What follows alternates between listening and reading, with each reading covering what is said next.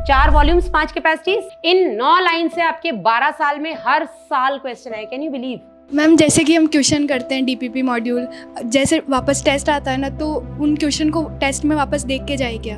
बिल्कुल। तो ये 2 चीजें बहुत जरूरी है, ये तो बिल्कुल बेस है, I must say. Ma'am diagram based question के लिए बेस्ट प्रिपरेशन स्ट्रेटजी क्या होनी चाहिए? मोलस्का के एग्जांपल्स इकाइनोडर्मेटा से कंफ्यूज कर रहे हैं, पॉरीफेरा के सिलेंट्रेटा से कंफ्यूज कर रहे हैं, लेकिन उसके अंदर जो स्पेशल टिश्यू है ये तो बता दिया कि उसके अंदर उठान के लिए विशेष ऊतक होता है, पर वो विशेष ऊतक कौन सा होता है बताया? डायग्राम में बताया है। मैम स्टेटमेंट बेस्ड क्वेश्चंस कैसे करें, उसके अंदर असर्शन रीजन वाले। यस। क्लास 11th का क्या किया जाए मैम? तो क्लास 11th का आज आप जाकर के जो टॉपर तुम्हारे बैच से निकलेगा वो भी वही एनसीईआरटी पढ़ रहा है, उसी टीचर से पढ़ रहा है, वही नोट्स पढ़ रहा है, वही डीपीपीस कर रहा है, वही एग्जाम दे रहा है, सब कुछ सेम है ना। फिर एक का सिलेक्शन हो रहा है बाकी का नहीं, इसमें क्या डिफरेंस है? Hello, good evening everyone. Okay, I am doctor Priyanka Mishra. आज हम यहाँ पे इकट्ठे हुए एक बहुत ही इम्पॉर्टेंट टॉपिक पर डिस्कस करने के लिए, और वो टॉपिक आप लोग क्योंकि अभी क्लास 12th में हैं और इसी साल आपको नीट का एग्ज़ाम भी देना है, तो क्या स्ट्रैटेजी होनी चाहिए आपकी? ये अभी बहुत बिगनिंग वाला टाइम है, राइट? कब से स्टार्ट हुई आपकी क्लासेस? 7 मई से, 1 महीने, 7 अप्रैल से। ओहो, बहुत कुछ हो चुका होगा फिर तो। ठीक है, तो कोई नहीं, फिर भी हम ये मान के चलते कि अभी बिगनिंग है, ठीक है? क्योंकि छुट्टियां चल रही हैं तो अपन बहुत लूज़ वाले मोड में आ गए हैं। नहीं, स्कूल में सबकी छुट्टियां चल रही हैं, ठीक है? आप सब लोग रेगुलर स्कूल जाते हैं? चलो फिर तो और रिलैक्स है अभी। चलिए, तो 12th के साथ आपकी ऐसी क्या स्ट्रैटेजी होनी चाहिए कि फर्स्ट अटेम्प्ट में हम नीट का एग्ज़ाम क्लियर कर सकें, ठीक है? क्योंकि पहले अटेम्प्ट में नीट देने में जितनी एक्साइटमेंट होती है ना, सेकेंड, थर्ड, फोर्थ अटेम्प्ट में मेहनत बहुत ज़्यादा हो जाती है। मेहनत सब्जेक्ट पे नहीं, क्योंकि सब्जेक्ट तो ईजी हो चुका होता है, 4 साल से पढ़ रहे हैं, है ना? मेहनत हो जाती है खुद पर। डिसिप्लिन बहुत बड़ी चीज़ है किसी भी कॉम्पिटिटिव एग्जाम को क्रैक करने के लिए, और वो डिसिप्लिन कहीं ना कहीं खुद पर हम बोलते हैं ना, उस पर कंट्रोल खोते जाते हैं। क्यों? क्योंकि जैसा मैंने भी बताया, हम एनसीईआरटी खोलते हैं, अरे ये तो आता है, छोड़ो आगे बढ़ते हैं। दूसरा, अरे ये टॉपिक बहुत अच्छे से आता है, आगे बढ़ते हैं। लेकिन जो हम बोलते हैं ना ये बहुत अच्छे से आता है, आगे बढ़ते हैं, कहीं ना कहीं वही टॉपिक से जब क्वेश्चन आते हैं हम हार जाते हैं। ऐसा कभी आप लोगों के साथ हुआ है? सबके साथ ऐसा होगा, मैडम हमें आता तो बहुत कुछ है लेकिन नंबर नहीं आते। कितने नंबर आ जाते हैं? यहाँ पे आप टेस्ट दे रहे हो ना, जब फुल टेस्ट होता है 720 मार्क्स का, तो कितने नंबर आ जाते हैं अपने? 570 अराउंड। हाँ आप? हाँ बेटा, 530, 560 के अराउंड। New admission. कोई पुराना? Raise your hand. आप? 500 अप्रॉक्स। तो ऐसा तो होता नहीं है कि अपने को आता नहीं है, सब पढ़ के ही आते हैं ना जब हम पेपर देने आते हैं। फिर नंबर क्यों नहीं आते? क्योंकि हम कहीं ना कहीं स्ट्रैटेजी पे सही काम नहीं कर रहे, ठीक है? तो आज बेटा जो हम डिस्कस करने वाले हैं वो यही कि आपकी स्ट्रैटेजी क्या होनी चाहिए इस पूरी साल नीट 2026 में जब हम बैठे हैं तो हम फर्स्ट अटेम्प्ट में एग्जाम को क्रैक कर सकें। उसके लिए आपका क्या पूरी साल का रोड मैप होना चाहिए, ठीक है? आज हम उस पर बात करेंगे। एक कोटेशन आप लोगों ने सुना होगा,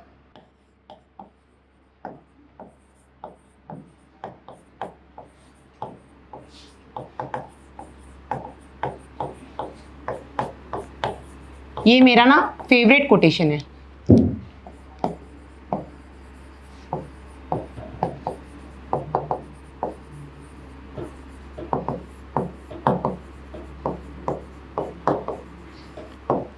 क्या लिखा है मैंने बेटा? प्लीज खड़े हो जाओ। टॉपर कुछ अलग चीज नहीं करते बल्कि अलग तरीके से उनको पढ़ते। यस, बस जिनका सिलेक्शन हो रहा है और जिनका नहीं हो रहा है उसमें बस कुछ चीजों का अंतर है, और वो क्या डिफरेंस है आपको बस वो पता होना चाहिए, तो डेफिनेटली अगली साल आपका सिलेक्शन होगा। मैंने लिखा है toppers don't do different things, they just do things differently.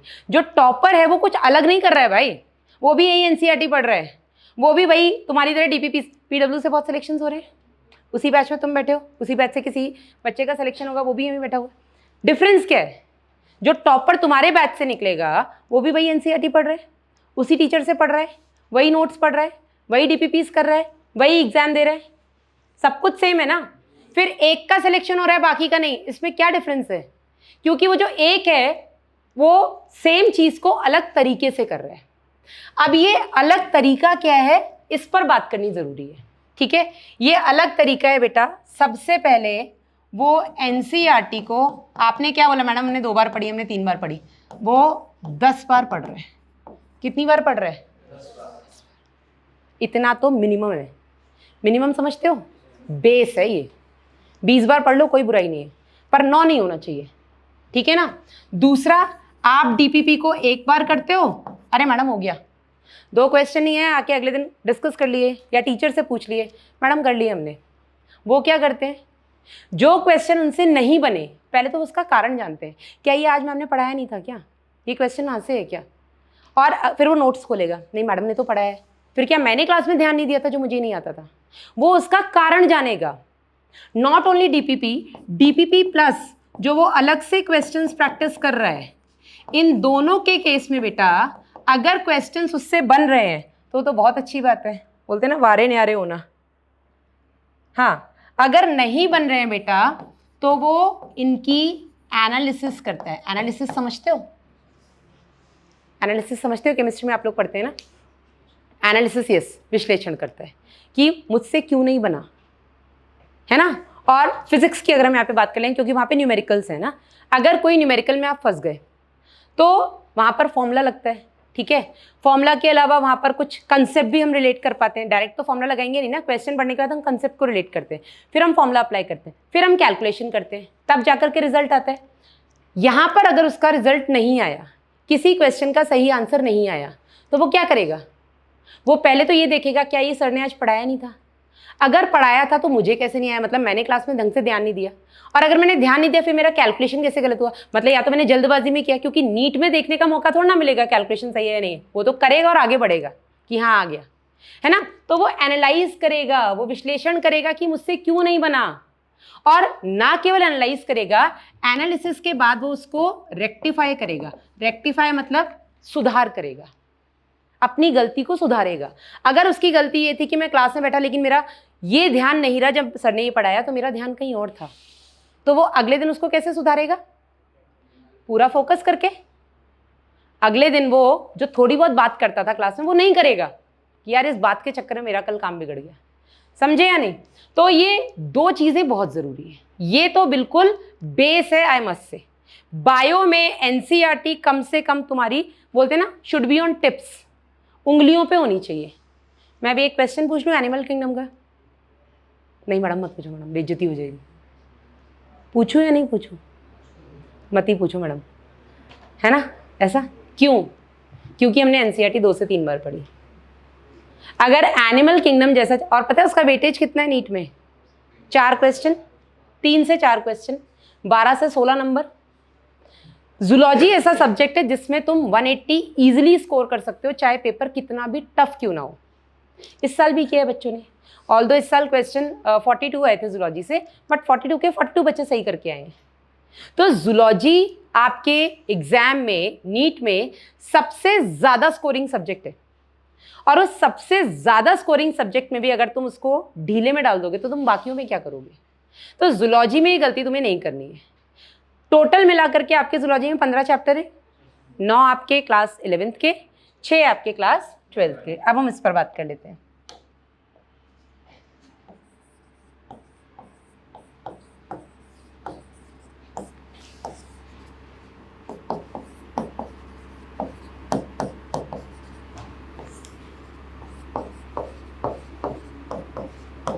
कितने चैप्टर्स हैं टोटल? 15। ये तो अभी तुम पढ़ ही रहे हो, इस पर तो पूरा फोकस है। क्यों? क्योंकि बोर्ड है ना। चाह कर भी, या ये कह लो कि नहीं चाह कर भी हम फोकस ना करें, ऐसा हो नहीं सकता, क्योंकि नीट निकले ना निकले बोर्ड में तो मैडम नंबर लाने ही है, ये तो सबका क्लियर है। लेकिन बोर्ड के साथ नीट निकालना बहुत ईजी है, अगर ये 9 भी तुम साथ में रिवाइज करते रहोगे तो। अब तुम लोग स्कूल नहीं जाते हो, ज़्यादातर तुम में से ऐसे बच्चे जो स्कूल नहीं जाते हैं, तो ये तुम्हारा प्लस पॉइंट है कि उस टाइम को तुम इसको रिवाइज करने में लगाओ, नींद पूरी करने के बदले। यही टॉपर्स करते हैं, ठीक है ना। वो नींद नहीं पूरी करते, नींद तो पूरी होनी चाहिए। नहीं पूरी करना मतलब ये नहीं कि पैदा तो सोने के लिए ही हुए, नहीं, सोने के लिए हुए हैं क्या? नहीं ना। किसके लिए हुए हैं? पढ़ने के लिए। ये ज़्यादा नहीं हो गया? किसके लिए हुए हैं? सक्सेसफुल होने के लिए। एक बहुत पुरानी कहावत है और किसी बहुत बड़े आदमी ने कही थी, तुम जा कर के ढूंढना, कि अगर कोई बच्चा गरीब घर में पैदा हो रहा है ये उसका दोष नहीं है, लेकिन अगर वो गरीब मर रहा है ये उस बच्चे का दोष है। क्योंकि हम लाइफ में अगर आए, इस ज़िंदगी में आए हैं, हमें लाइफ मिली है तो उसमें हमें कुछ तो करना है। अब वो कुछ हम कब करेंगे? सो के करेंगे क्या? नहीं। बैकलॉग बना बना के करेंगे क्या? कितने बच्चों का बैकलॉग है अभी क्लास 12th का? क्यों है? ठीक है, उससे पहले ऑनलाइन क्लासेस वगैरह नहीं कर रहे थे आप साथ में?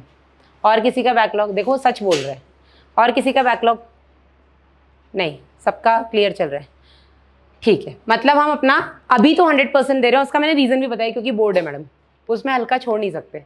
नीट में नहीं हुआ एक बार को घर वाले दूसरा मौका देंगे, बोर्ड में नहीं हुआ तो घर वाले धुन देंगे। यही होता है ना कि तूने साल भर पढ़ाई की तो भी तेरा नहीं हुआ 90%, किस बात की पढ़ाई? तो छोड़ दे, नीट वीट छोड़ दे। ये घर वालों का कॉमन डायलॉग है, ठीक है। हालांकि उस पर घर वालों से ही बात करनी चाहिए, सबके साथ ऐसा नहीं होता है। लेकिन जो मॉर्निंग का आपका टाइम है, उस मॉर्निंग टाइम में आप क्या करते हैं? यस, क्या करते हैं आप मॉर्निंग टाइम में जब स्कूल नहीं जाते हैं? तो पढ़ते हैं। क्या पढ़ते हैं? 12th का? 12th 11th दोनों। 11th का भी पढ़ते हैं। तो 11th का क्या पढ़ते हो? 11th में जैसे सुबह सुबह फिजिक्स पढ़ता हूँ। सिर्फ फिजिक्स से होगा सिलेक्शन? नहीं, और भी सब्जेक्ट होती है। 11th का और कौन कौन रिवाइज कर रहा है साथ में? Just raise your hand. बाकी क्यों नहीं कर रहे? क्योंकि मैडम पता ही नहीं था, है ना। क्योंकि अभी हमारा फोकस पूरा 12th पे है। हमारा फोकस मैडम 12th के साथ नीट पर था ही नहीं। आज हमारा फोकस किस पर होगा? आज से हमारा फोकस किस पर होगा? 12th boards plus NEET. और इसी के लिए बेटा हम यहाँ पर इकट्ठे हुए हैं। 12th बोर्ड्स और नीट 2026 आई मस्ट से, ठीक है। आज से हमारा फोकस ये होना चाहिए, केवल 12th नहीं होना चाहिए। क्यों अपनी ज़िंदगी का एक साल बर्बाद करना है? ये जो तुम्हारे साथ में है ना, पता लगा एक ही कॉलेज मिल गया SMS दोनों को, एक को इस साल मिला, एक को अगली साल मिला, तुम उसको बॉस बॉस बोल के घूमोगे। पता है तुम्हें ये कॉलेज के रूल्स पता है थोड़े हैं? तुम उसको बॉस बॉस बोलोगे, अच्छा लगेगा? कल तक यहीं बैठा रहता था, पढ़ता भी नहीं था, टीचर से डांटता था, आज मुझे बॉस बोलना पड़ रहा है ना। तो जो तुम्हारे साथ के आज हैं, आगे भी तुम्हारे साथ के ही बने रहे, इसके लिए तुम्हारा फोकस होना चाहिए 12th बोर्ड्स प्लस नीट 2026। और हम बात कर रहे हैं बेटा जूलॉजी की, और जूलॉजी में बेटा आपके जो 15 चैप्टर्स हैं उनको कवर करने की स्ट्रैटेजी आपकी क्या होनी चाहिए, आज हम इस पर बात कर रहे हैं। क्या आपकी पूरी साल का जूलॉजी को लेकर के रोड मैप होना चाहिए, आज हम उस पर बात करेंगे। 9 महीने हैं अभी आपके पास, ठीक है। जून स्टार्ट हुआ है, इसको भी हम छोड़ देते हैं। पूरा आपके पास जुलाई से दिसंबर हो गया, उधर मार्च हो गया। हालांकि एग्जाम आपका 3 मई को होगा। अगर हम पूरा मिला लें बेटा, आप तो अभी आपके पास 11 महीने हैं। कितना है? 11 महीने। 11 महीने में 15 चैप्टर नहीं हो सकते क्या? कितने आराम से। और वो भी जूलॉजी के। जूलॉजी ऐसा सब्जेक्ट है, वैसे इंटरेस्ट आता आधा वो लेकर के आता है, इसलिए क्योंकि अपने बारे में पढ़ रहे हैं। ह्यूमन रिप्रोडक्शन पढ़ लिया है, कितना मज़ेदार। कितनी बेसिक सी चीज़ें लड़कों को अपने बारे में नहीं पता थी, लड़कियों को अपने बारे में नहीं पता थी, अब सबको पता है। तो जूलॉजी तो खुद में इंटरेस्ट लेकर के आता है। रेस्पिरेशन, सर्कुलेशन, एक्सक्रीशन, नर्वस, अपने ब्रेन के बारे में जानना, जिसको लगा रहे हैं और समझ में नहीं आ रही, है ना। तो आपको पता है, अच्छा ब्रेन का वेट कितना होता है मैडम? अभी तुम लोग एवोल्यूशन में पढ़ोगे, क्रो-मैग्नन्स जो थे उनका 1650 था, हमारा 1350 से 1400, या हम 1300 से 1450 बोल देते हैं। और आपको पता है उसमें भी लड़कों का थोड़ा भारी होता है, लड़कियों का थोड़ा हल्का होता है। ये तो जग जाहिर है, कोई भी ऑर्गन आप ले लो तो लड़कों का कंपैरेटिवली हल्का सा भारी होगा। और यही रीज़न है कि सेम एज में लड़कों की जो वेट होता है वो लड़कियों के कंपैरिजन में थोड़ा सा ज़्यादा ही होगा, क्योंकि उनके सारे ऑर्गन 10 से 20 ग्राम 50 ग्राम हैवी होते हैं। लड़कियों का हल्का है लेकिन चलता ज़्यादा है, पता है? नहीं पता? नहीं पता? अभी गृहस्थ जीवन में नहीं आए हो तुम लोग। पर घर में तो देखा है ना मम्मी पापा। पापा उस मोमेंट की बात करते हैं, आज जो हुआ उस पर बात करो, ऐसा ही होता है ना। और मम्मी कहाँ की बात निकल के आती है? शादी में तुम्हारी मम्मी ने मुझसे ये बोला था। ऐसा ही होता है ना। तुम्हारी बहन आई थी 5 महीने पहले, उसने ये बोला था। पापा कहेंगे मुझे याद नहीं है, तुम आज की बात करो, आज क्या दिक्कत है, बच्चों ने कहाँ परेशान किया, ऐसा ही होता है ना। लड़कियों का चलता ज़्यादा है, हल्का ज़रूर है पर चलता ज़्यादा है। अच्छा, इसको आप ऐसे भी रिलेट कर सकते हैं कि जो हल्का आदमी है वो ज़्यादा तेज़ दौड़ता है। पढ़ोगे आप लोग इसमें, बायोटेक में भी है ना, हर चीज़ दुनिया में हर चीज़ आपकी बॉडी से रिलेटेड है, हर चीज़। तो जूलॉजी खुद में एक इंटरेस्ट लेकर के आती है ना। अब कितनी फनी चीज़ थी ना, ब्रेन लड़कों का भारी है, लड़कियों का हल्का है, चलो जो भी है खैर। तो हमारी स्ट्रैटेजी बेटा जूलॉजी को लेकर के क्या होनी चाहिए, आज से बेटा आप लोग क्लास 12th का जो भी आपका रेगुलर प्लानर है, रेगुलर प्लानर मतलब जो आपकी क्लासेस में हो रहा है, जो भी आज पढ़ाया गया है, उससे रिलेटेड जो भी DPPs दी गई हैं, उसको आपको करना है और ये आप कर लेते हैं। जितना टीचर ने सेम डे पढ़ाया उसकी NCERT रीड कर लेते हैं। तो क्लास 12th के रेगुलर प्लानर में क्या क्या आ गया बेटा, आपका सेम डे जो आपने पढ़ाया है उसकी NCERT प्लस जो भी DPP प्लस मॉड्यूल के क्वेश्चंस और जो भी आप क्वेश्चंस करते हैं, ये आपका सेम डे प्लानर हो गया। ये तो सब फॉलो करते हैं, इसीलिए आपका बैकलॉग नहीं है। This is a positive aspect. Class 11th का क्या किया जाए मैम, तो क्लास 11th का आज आप जाकर के उन 9 चैप्टर्स का हिसाब लिखेंगे। उन 9 चैप्टर्स को आप वीकली डिवाइड कर दें कि एक हफ्ते में मैं एक चैप्टर कवर करूंगा। जैसे एनिमल किंगडम की बात करें अगर हम, तो उसके अंदर 11 फाइलम है, यस, एक बेसिस ऑफ क्लासिफिकेशन, तो 12 टॉपिक हो गए। तो आप 12 टॉपिक को 6 दिन में डिवाइड कर सकते हैं। कितना हल्का हो गया। एक दिन में अगर हम बैठ जाए एनिमल किंगडम पढ़ने तो भारी लगेगा, कैसे याद होगा। मोलस्का के एग्जाम्पल्स इकाइनोडर्मेटा से कंफ्यूज कर रहे हैं, पॉरीफेरा के सिलेंट्रेटा से कंफ्यूज कर रहे हैं। लेकिन अगर हम डेली 2-2 टॉपिक पढ़ेंगे तो कितना ईजी हो जाएगा, हाँ या नहीं। तो आपको क्लास 11th की NCERT टॉपिक वाइज आप अपना प्लानर बनाइए। टॉपिक वाइज मैंने आपको बोला आप हर एक चैप्टर को 6 दिन में डिवाइड करिए, हर एक चैप्टर को 6 दिन में। Breathing and exchange of gases मात्र 1.5 घंटे का चैप्टर है, अगर आपने पहले पढ़ा हुआ है। अगर आप उसी चीज़ को 6 दिन में डिवाइड कर देंगे तो क्या वो आपके दिमाग में छप नहीं जाएगा। सोचो, छोटा सा टॉपिक जिसका सबसे पहला टॉपिक है इंट्रोडक्शन, एक दिन सिर्फ इंट्रोडक्शन पढ़ना। इंट्रोडक्शन में सिर्फ इतनी हल्की सी चीज़ें लिखी है कि ब्रीदिंग होता क्या है और रेस्पिरेशन होता क्या है। नोट्स खोलिएगा, क्योंकि NCERT में तो बहुत गिनी चुनी चीज़ें, तो आप सबने 11th पढ़ा हुआ है, तो नोट्स खोलिएगा 11th के, उसमें आप ब्रीदिंग और रेस्पिरेशन में अंतर देखिएगा, उनकी डेफिनेशन देखिएगा, रेस्पिरेशन कितने टाइप का होता है वो देखिएगा, किसी भी ऑर्गेनिज्म का रेस्पिरेशन किस चीज़ पर डिपेंडेंट करता है, या उसका जो रेस्पिरेटरी ऑर्गन है वो किन 2 चीज़ों पर डिपेंड करता है। एक, वो कहाँ रहता है, और दूसरा लेवल ऑफ ऑर्गेनाइजेशन, उनके शरीर के संगठन का स्तर क्या है। बस इतना ही दिया इंट्रोडक्शन में। अब इतनी चीज़ अगर आप एक दिन में पढ़ोगे, क्या वो आपके दिमाग में नहीं छपेगी। लेकिन अगर आप पूरा चैप्टर एक दिन में पढ़ोगे तो हो सकता है 2-4 चीज़ें निकल जाए, ऐसा ही होगा ना। तो हम क्या करें कि क्लास 11th को NCERT को टॉपिक वाइज डिवाइड कर ले पर डे के हिसाब से, कि एक दिन में मुझे इतना ही टॉपिक पढ़ना है बस। अब उतने टॉपिक को तुम 5 बार पढ़ लो, 6 बार पढ़ लो, 2 बार पढ़ लो, लेकिन इतना छोटा टॉपिक है कि 2 बार पढ़ के तुम्हें लगे यार पूरा टाइम बच गया, तो तुम 6 बार तो मिनिमम पढ़ो उस छोटे से टॉपिक को, वो तुम्हारे दिमाग में छप जाएगा। और हर संडे को यहाँ पर आपके टेस्ट हो ही रहे हैं, अल्टरनेट संडेज, लेकिन घर पे आप हर संडे को उस पर्टिकुलर चैप्टर के उन जो टॉपिक को आपने 6 दिन में पढ़ा, मतलब आपने एक चैप्टर खत्म कर दिया, आप उस चैप्टर के PYQs लगाइए।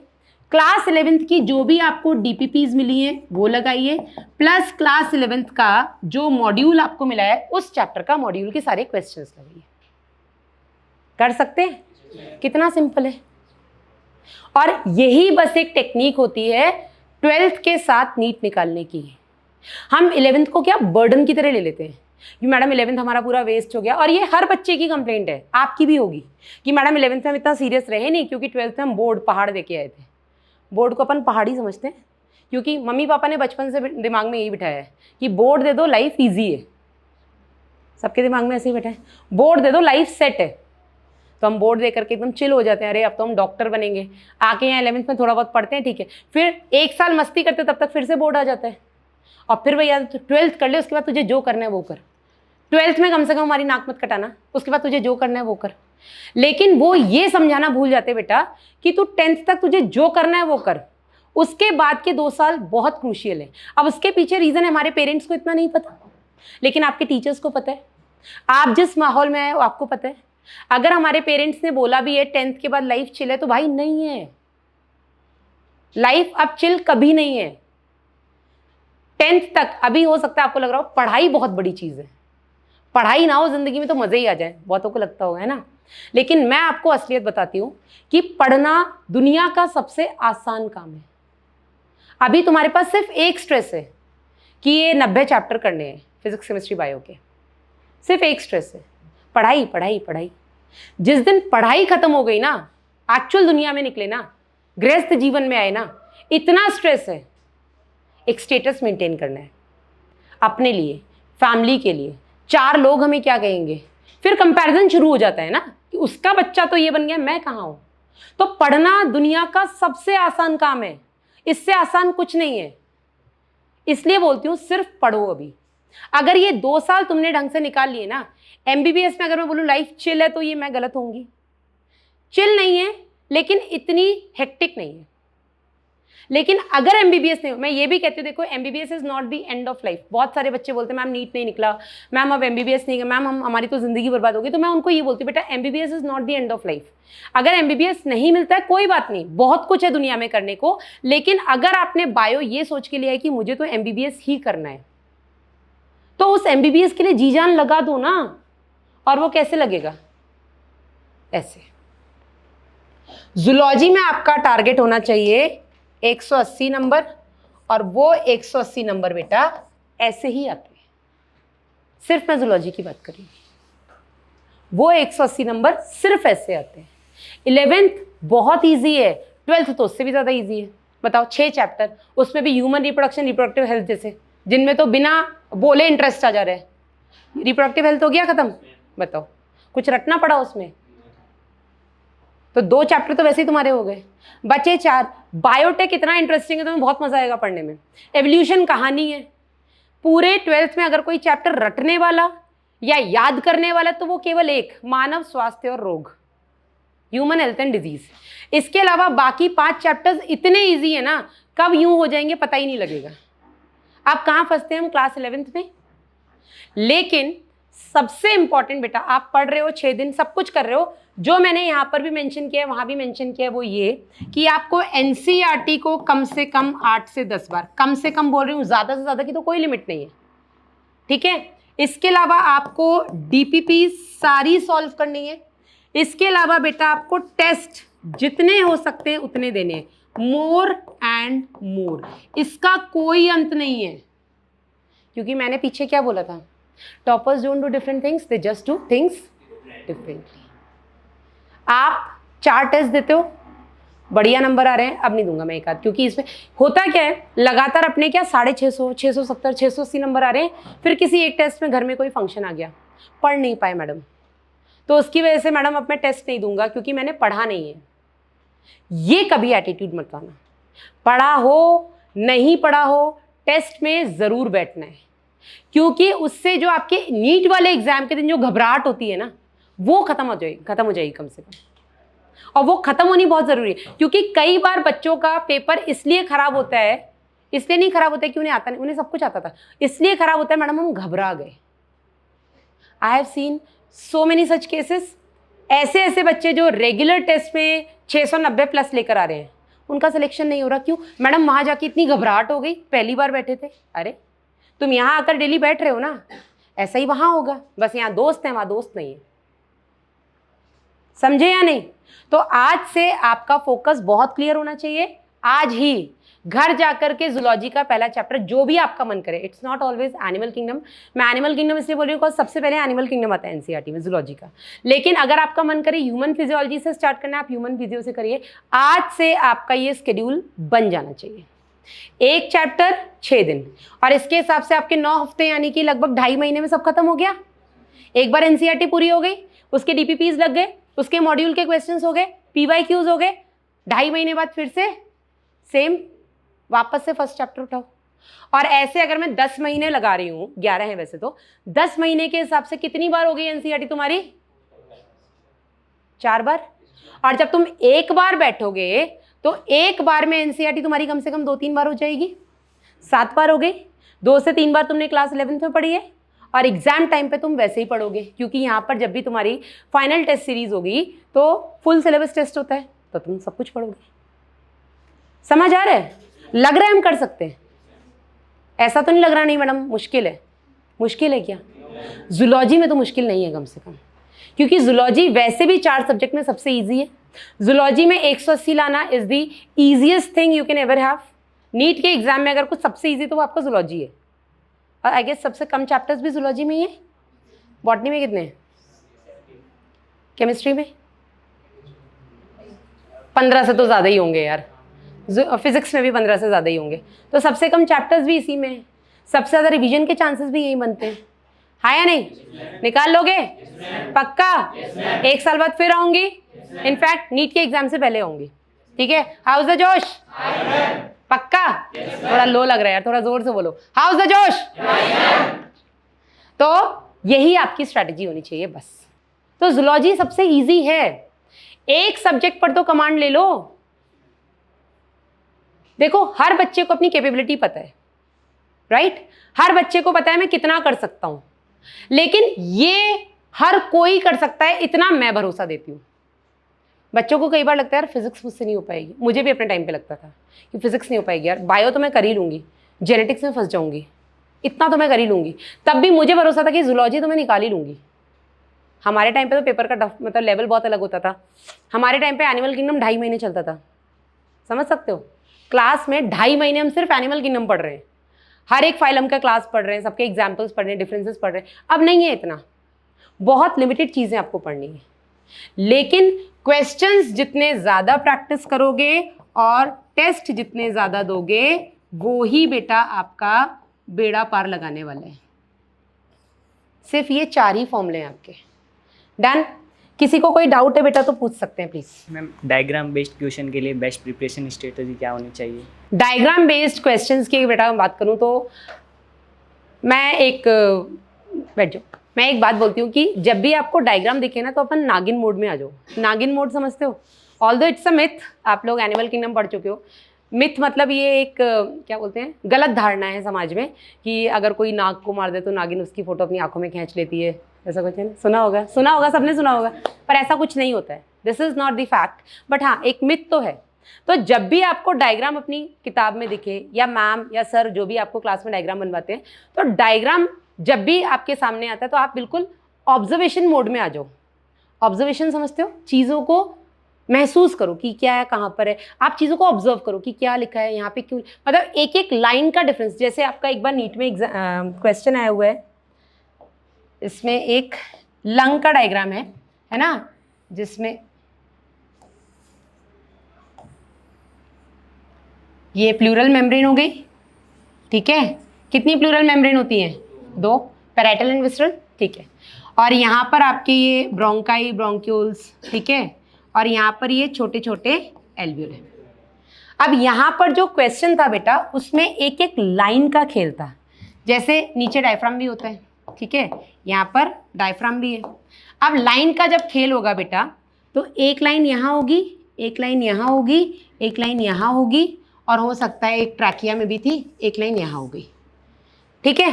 अब यहाँ तो मैंने बोर्ड में बड़ा बनाया है तो बहुत क्लियर समझ में आ रहा है, पर नीट के पेपर में तो एक पेज में 4 क्वेश्चन होते हैं, मिनिमम 5 भी हो सकते हैं। वहाँ डायग्राम बहुत छोटा आता है, वहाँ पर लेबलिंग का इशू फंसता है। तो जब आप कंसेप्ट को समझ के डायग्राम देखोगे, जिसको मैं बोल रही हूँ ऑब्जर्व करना, कोई भी टीचर या तो पहले डायग्राम बनाता है फिर उसको समझाता है, या पहले पूरा कंसेप्ट समझाता है फिर डायग्राम बना के समझाता है। तो जब भी आपके डायग्राम बेस्ड क्वेश्चंस आए तो आप पहले तो बहुत कीनली मतलब बहुत ही बारीकी से ऑब्जर्व करें कि पूछा क्या क्या गया है, लाइन कहाँ खींची गई है। यहाँ तो आपको क्लियर दिख रहा है कि मैंने प्लूरा, ये प्लूरा दिख रही है सबको, पर मैंने अंदर वाली प्लूरा को मेंशन किया है, बाहर वाली को, इसको समझना जरूरी है। अंदर वाली को क्या बोलते हैं?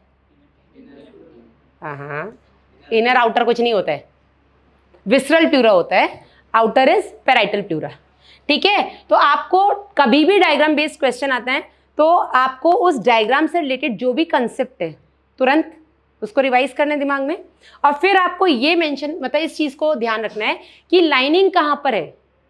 क्योंकि कई बार एक एक लाइन से सारा खेल हो जाता है। सिनैप्स का एक बार डायग्राम आया है आपके नीट में, तो वहां पर pre synaptic membrane, post synaptic membrane तो क्लियर दिख रही थी, पर सिनेप्टिक मेम्ब्रेन के अंदर जो वेसाइकल्स थे वो वेसाइकल्स के पास 2 एरो बना दिए।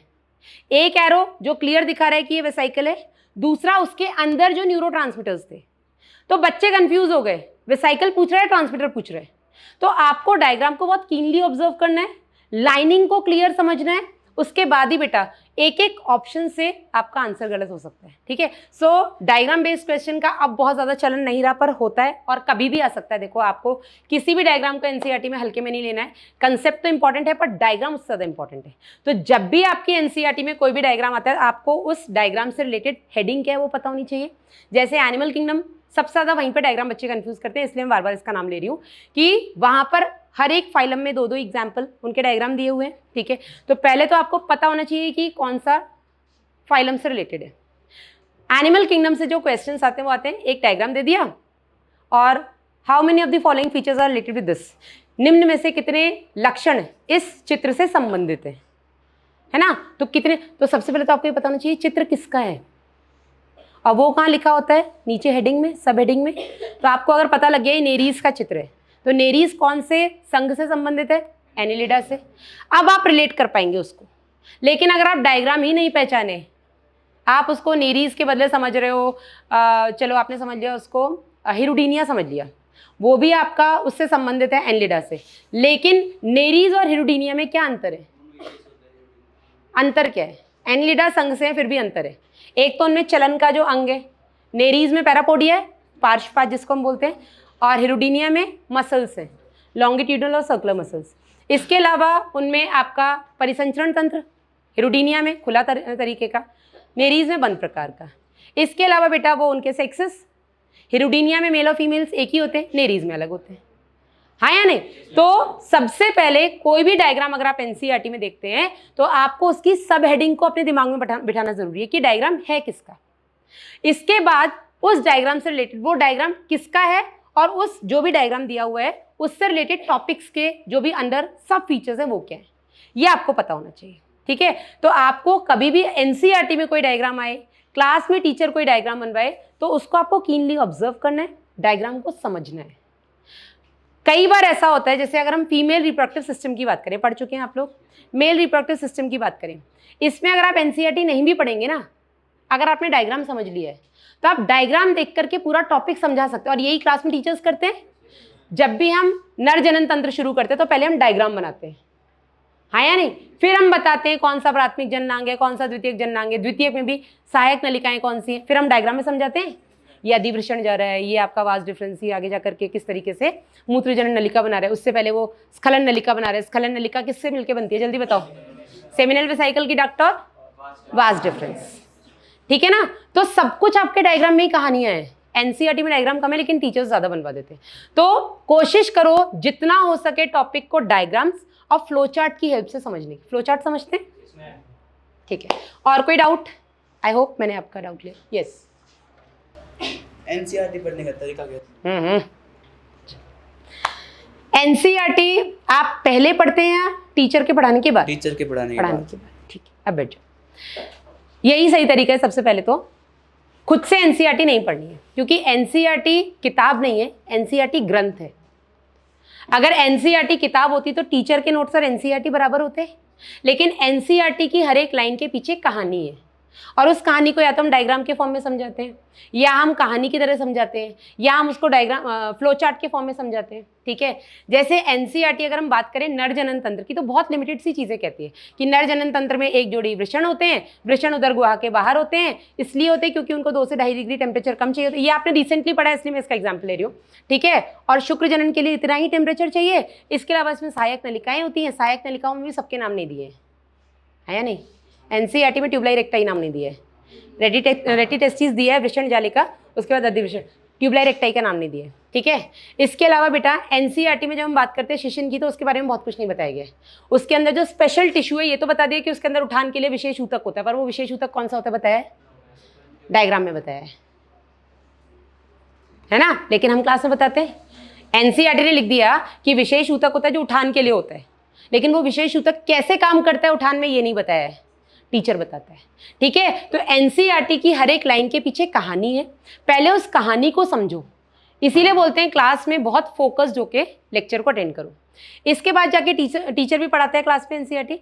फिर जब आप घर जाके एनसीईआरटी खोलते हैं तो एनसीईआरटी की एक एक लाइन पढ़ो और जो भी एडिशनल टीचर ने क्लास में पढ़ाया है वो वहीं एनसीईआरटी में लिख लो। समझे या नहीं? एनसीईआरटी ने लिखा है कि जो सेशन होता है उसमें एक विशेष ऊतक होता है। विशेष ऊतक कौन सा लाइन बना के लिखो, कौन सा होता है? कॉर्पोरा स्पॉन्जियोसम और कैवर्नोसा। ठीक है ना, तो कैवर्नोसा स्पॉन्जियोसम वहीं लिख लो। और क्यों होता है उठान? ब्लड सप्लाई होती है उसमें। ठीक है, उसके उठान के पीछे का रीजन है कि उसमें ब्लड आता तो है पर जाता नहीं है, यही रीजन है ना। तो जो भी टीचर ने एडिशनल क्लास में लिखा है उसको वहीं एनसीईआरटी के आगे लिख लो, ताकि जब हम दोबारा एनसीईआरटी पढ़ने बैठे तो हमें बार बार नोट्स खोलने की जरूरत ना पड़े। समझ रहे हो? एनसीईआरटी पढ़ने का सही तरीका ये है कि पहले टीचर ने पढ़ाया, आपने ध्यान से लेक्चर अटेंड किया, आपने नोट्स बनाए। फिर जब आप घर जाकर के सेल्फ एनसीईआरटी को स्टडी कर रहे हैं तो एनसीईआरटी की उस लाइन के पीछे जो कहानी टीचर ने बताई वहीं लिख लो। अब आप कहेंगे मैम एनसीईआरटी में बहुत बड़ी जगह नहीं होती, इतनी बहुत कंजस्टेड है, तो आप वो स्टिकर नोट्स होते हैं वो ले लो, उस पर लिखो, वहीं पर चिपका लो। इसलिए मैं बोल रही हूँ क्योंकि जब लास्ट में हम एनसीईआरटी रिवाइज करते हैं तो हमारे पास इतना टाइम नहीं होता है कि हम नोट्स भी पढ़ें, एनसीईआरटी भी पढ़ें। क्योंकि नोट्स एक बार को नहीं पढ़ोगे चलेगा, एनसीईआरटी नहीं पढ़ोगे नहीं चलेगा। लेकिन एनसीईआरटी पढ़ते जा रहे हैं और समझ में नहीं आ रही तो वहाँ पे नोट्स खोलने पड़ेंगे, टाइम वेस्ट होगा। अपने को टाइम बचाना सीखना है, कम टाइम। अपने को हार्ड वर्क के साथ साथ स्मार्ट वर्क सीखना है और स्मार्ट वर्क यही है। ठीक है, तो जब आप एनसीईआरटी पढ़ते हैं तो एनसीईआरटी की लाइन के साथ जो भी टीचर ने क्लास में लिखा है उसको वहीं ऐड ऑन करिए, ताकि लास्ट में जब आप रिवाइज करें तो आपका टाइम वेस्ट बार बार नोट्स खोल के पढ़ने में ना हो। ठीक है, जब भी आप एनसीईआरटी पढ़ते टीचर पढ़ाते रहे, हमेशा बताता है यहाँ से नीट में इस साल क्वेश्चन है, यहाँ से आप वहीं पर लिख लो एनसीईआरटी में, नीट में 2025 में, 2024 में, 2023 में लिख लो, ताकि नहीं चाहते हुए भी गलती से वो छूट ना जाए लास्ट टाइम पे। क्योंकि प्रीवियस ईयर क्वेश्चंस के रिपीट होने की संभावना बढ़ जाती है। नॉट एग्जैक्टली, लेकिन लैंग्वेज बदल जाएगा, टॉपिक वही रहता है।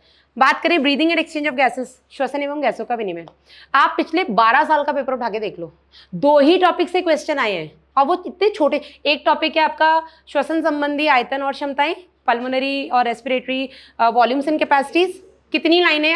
9, 4 वॉल्यूम्स, 5 कैपेसिटीज। इन 9 लाइन से आपके 12 साल में हर साल क्वेश्चन आए। Can you believe? इतने बड़े चैप्टर में, 9-10 पेज के चैप्टर में सिर्फ इन 9 लाइन से क्वेश्चन आ रहे हैं। या आपके वो लास्ट में वो 4 रोग जो दिए हुए हैं, दमा, एम्फाइसीमा, वातस्फीति, रेस्पिरेशन, ऑक्यूपेशन डिसऑर्डर्स, और एक आपका कौन सा है? 4 है। कौन सा? व्यावसायिक रोग बता देना, एक और है ना। तो आपके ये या तो रोग से आ रहा है या आपके ये श्वसन संबंधी आयतन और क्षमताओं से आ रहा है। ठीक है, तो जब भी टीचर आपको बता रहे तो ओवरऑल आपका बेस कहाँ है? क्लास में फोकस करना है। क्योंकि क्लास में फोकस नहीं करोगे ना तो एनसीईआरटी पढ़ना सीखोगे, ना आपको ये पता लगेगा पीवाईक्यूज कहाँ से सबसे ज़्यादा है, कौन सा टॉपिक सबसे ज़्यादा। वैसे तो मैं कहती हूँ देखो जूलॉजी में ना हर एक लाइन इंपॉर्टेंट है। अपने को नहीं पता ना एनटी के दिमाग में क्या चल रहा है, इस साल क्या चला अपने को पता था, अगली साल क्या चलेगा पता है।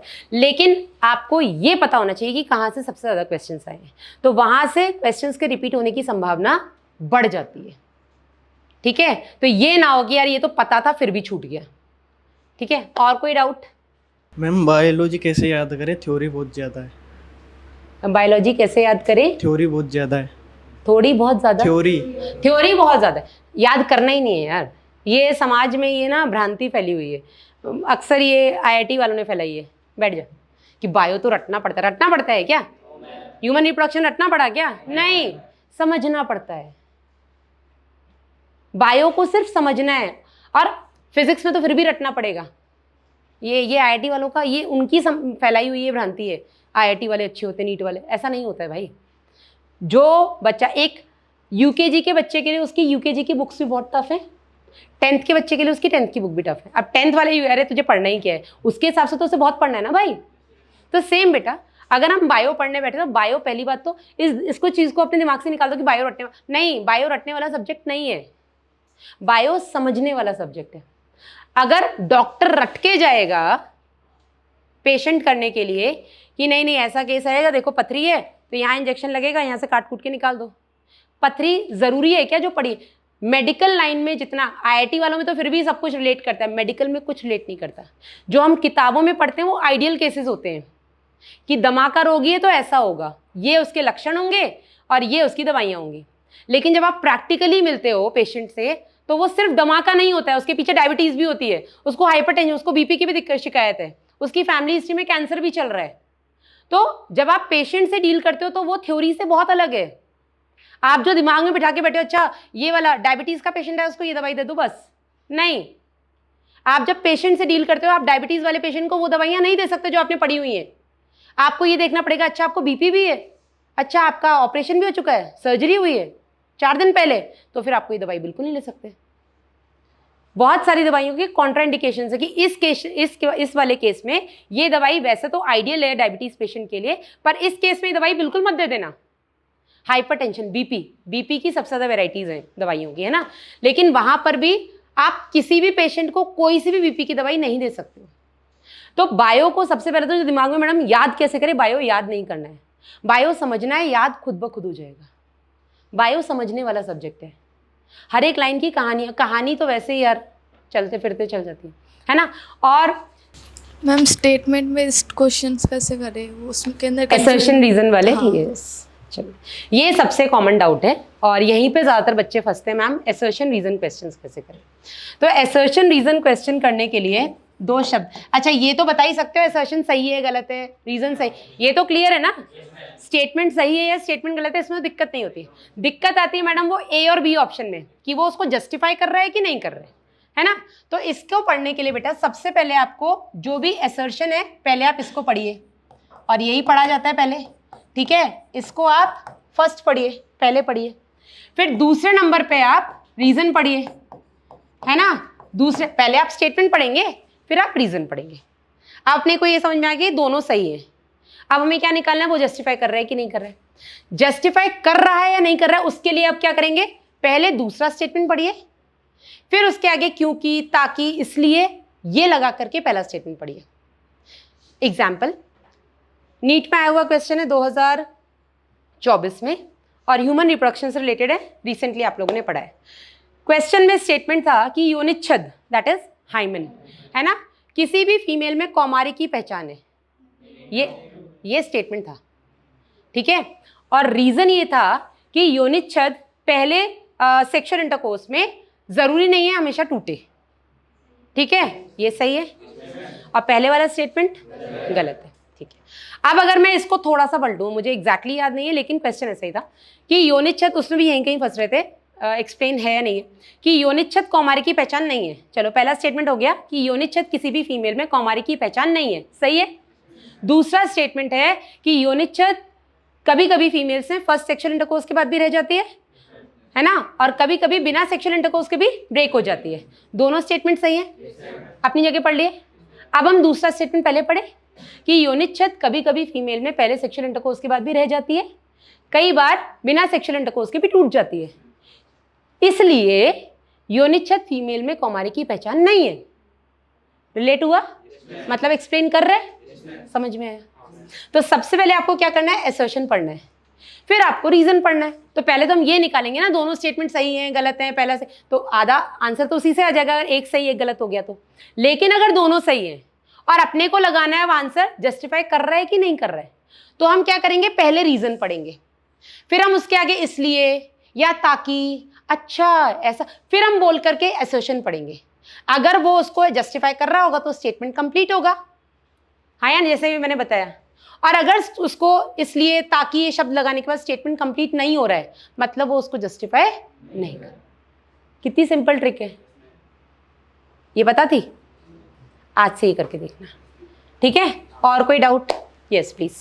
मैम जैसे कि हम क्वेश्चन करते हैं डीपीपी मॉड्यूल, जैसे वापस टेस्ट आता है ना, तो उन क्वेश्चन को टेस्ट में वापस देख के जाए क्या, बिल्कुल, मतलब जितने क्वेश्चन किए वो सबको टेस्ट। देखो आपका जो क्वेश्चन है वो ये आप ये बोलना चाह रहे हो मैडम क्या डीपीपी से ही क्वेश्चन आएगा इसलिए मैं बार बार पढ़ना है, हाँ मतलब जैसे कि क्वेश्चन को वापस देख के जाना चाहिए। देखो क्वेश्चन को आप एग्जाम से पहले नहीं भी देखो, बैठ जाओ।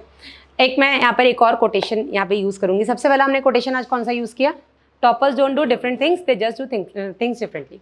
दूसरा कोटेशन मैं यहाँ पे यूज़ करूँगी वो ये कि आप लोगों ने सुना होगा कि ये भी बुक लगा लो, ये भी बुक लगा लो, 5-6 बुक लगा लो, सुना होगा ना। हाँ, अब मैं आज आपको क्या बोलूँगी कि 5 किताबों को एक एक बार लगाने से अच्छा है एक किताब को 5 बार लगा लो। समझ में आया? ये मैंने यहाँ पे इसलिए बोला, आपने कहा मैम डीपीपी दोबारा करके जाने की जरूरत है, बिल्कुल आप एग्जाम से पहले ना करें, लेकिन आप उससे पहले कर लें। अगर आपको डीपीपी आज मिली है, अब आज जो टीचर ने पढ़ाया आज आपको याद था, तुरंत आपने जाके घर पे डीपीपी लगा ली, बढ़िया। संडे को पिछले 6 दिन की सारी डीपीपीज लेके बैठ जाओ। क्यों ऐसा मैंने बोला? क्योंकि ये तो हमारे माइंड की टेंडेंसी है ना कि जो चीज़ अभी सुनी है वो याद रहेगी 24 घंटे 48 घंटे, लेकिन 6 दिन बाद अगर आपको मंडे का याद है, मतलब आपकी पढ़ाई करने की जो टेक्निक है वो सही चल रही है। लेकिन अगर आप संडे को पढ़ने बैठे, मंडे की डीपीपी के क्वेश्चंस गलत लगने लग गए, मतलब आपको मंडे का टॉपिक रिवाइज करने की जरूरत है। तो एग्जाम वाले दिन, या जैसे संडे को एग्जाम है, सैटरडे को मैम सारी डीपीपीज लगाएं, जरूरी नहीं है, पर वो एक डीपीपी कम से कम 5 बार लगा लेना, समझे? नॉट ओनली डीपीपीज, आपके पास मॉड्यूल है, आप मॉड्यूल को भी पर चैप्टर एक एक बार नहीं लगाना है, 5 बार लगाइए।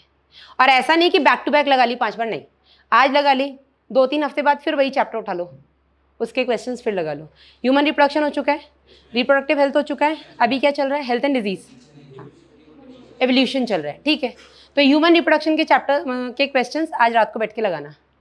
इससे आपको क्या समझ में आएगा कि आपको चैप्टर को अभी रिवाइज करने की ज़रूरत है या अभी आपको सब कुछ दिमाग में ताज़ा फ्रेश है, बैठा हुआ है या नहीं, ठीक है या नहीं। तो डीपीपीज रैंडमली कभी भी किसी भी चैप्टर की उठाओ और लगाओ। ज़रूरी नहीं है जो आज टीचर ने पढ़ाया आज सिर्फ वही डीपीपी लगानी है, नहीं, जो टीचर ने 2 महीने पहले पढ़ाया था आज वो डीपीपी निकाल लो, सबके प्रिंट्स होते हैं ना आपके पास, तो रैंडम कोई भी डीपीपी निकाल लो। और जो डीपीपी में आप फंस रहे हो, जिस क्वेश्चन पे आप फंस रहे हो, वो टॉपिक इमीडिएटली खोल के देखो, हो सकता है कोई पर्टिकुलर छोटी सी चीज़ हम मिस कर रहे हैं, तो इससे ना आपका आगे भी बैकलॉग नहीं बनेगा, तुरंत सारे पीछे के जो चैप्टर्स हैं वो रिवाइज होते हुए चलेंगे आगे। समझ में आ गया? ठीक है ना? सो ओके, चलो अच्छा लगा यार बहुत तुम लोगों से मिलके।